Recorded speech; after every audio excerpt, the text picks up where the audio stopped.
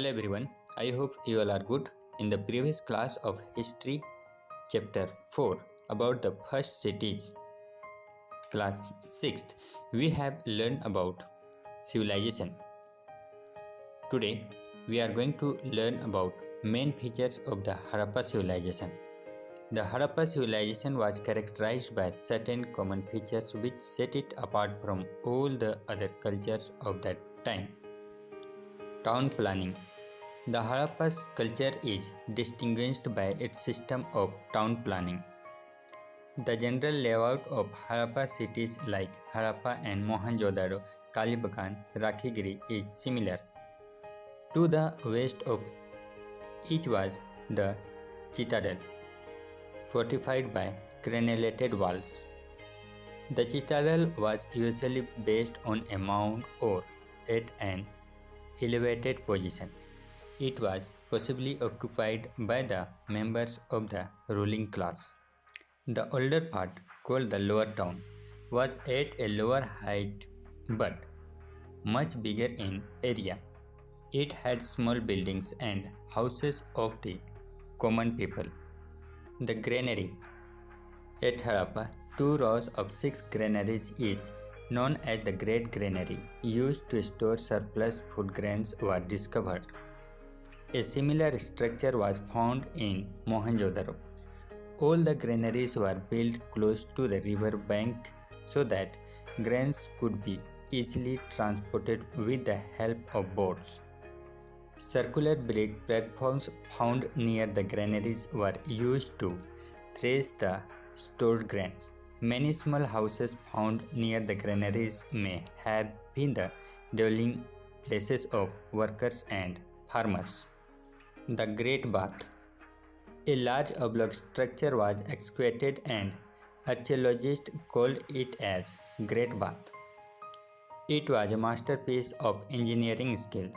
The Great Bath was made of bricks and was covered with natural tar called bitumen. There were steps on either side that led to the bath. It is believed that people used it for religious purposes. Drainage. As the houses were built, a well-planned drainage system was laid out. The drains in houses invariably led to a cesspool or manhole. The drains along the main roads were covered and were inspected and cleaned regularly. The drainage system of the Indo cities stands out as remarkable among the cities of the world at that time.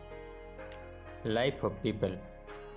The cities were probably administered by a group of people consisting of merchants and priests. They undertook tasks like regulating trade, collection of taxes, maintenance of law and order. There were 3 classes of people. The ruling class, consisting of rich merchants and priests, lived in the citadel. The second group consisted of petty merchants, artisans and craftsmen. They lived in the lower town. The workers and laborers lived in small huts in the outer circle of the city. The area was fertile due to the annual inundation in the Indus River. Agriculture flourished in the civilization. Walls made of burnt bricks for protection so that floods took place annually. The Indus carried for more alluvial soil than the Nile in Egypt and, like it, created the fertile area of Sindh. Toy models of flag have been recovered from the sites, indicating that flags were used for agriculture. Domestication of animals was also practiced by them. Animals like dogs, sheep, goat, pigs, and asses were domesticated, but horses were not known to them. The main crops were wheat and barley. The people generally were fond of milk, meat, fish and eggs. Banana was a popular fruit. Clothing. We have already studied that the Neolithic people also used clothes made of cotton and wool. Cotton was cultivated at Mehergarh about 7,000 years ago. At Mohenjo-daro, archaeologists have found actual piece of clothes attached to the lid of a silver vase and some copper objects. They have also found spindle poles made of terracotta and fans that were used to spin thread. So, archaeologists are fully aware that both clothes was used in the Harappa civilization. Dress and ornaments. People or cotton and woolen garments. Two-piece dresses were worn by both men and women. Men wore a garment similar to dhoti while the women wore skirts.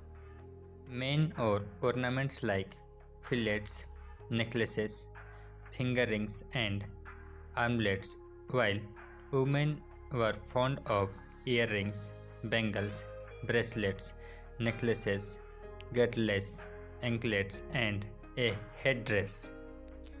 The rich wore ornaments made of gold, silver and ivory. The poor wore jewelry made of shells, bone and copper.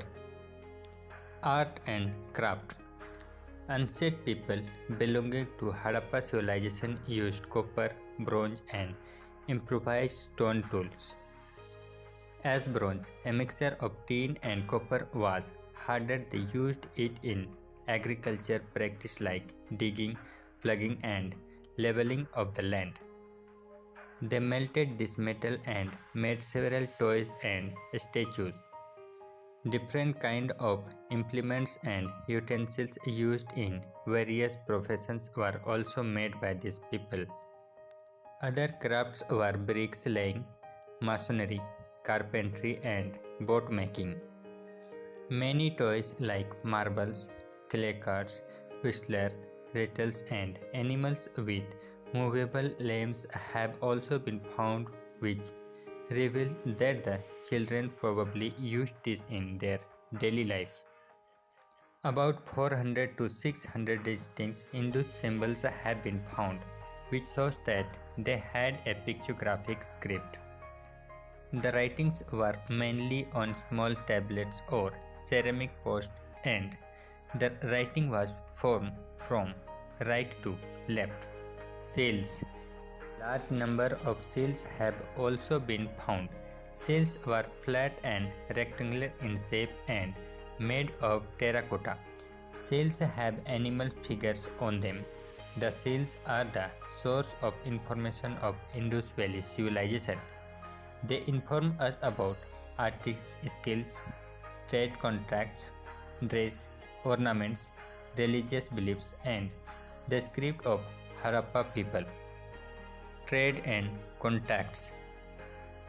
A well-organized commerce was the characteristic feature of Harappa civilization. People did not use metallic money but probably used the exchange or barter system. The evidence proves that they traded both within and outside India.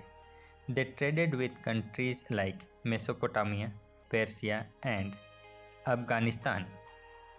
Hindu shells have been discovered in Mesopotamia and vice versa, which establishes the fact that there was foreign trade, both by land and sea routes. Imported precious stones, different metals, etc. The contact between the Central Asian and Western countries greatly enriched economy. The end of Harappa civilization. This civilization began to end around 3900 years ago. In Sindh and West Punjab were abandoned. Many people moved into newer and smaller settlements to the east and the south. This might have been for the following reasons. First, natural calamities like floods or earthquakes may have destroyed the cities.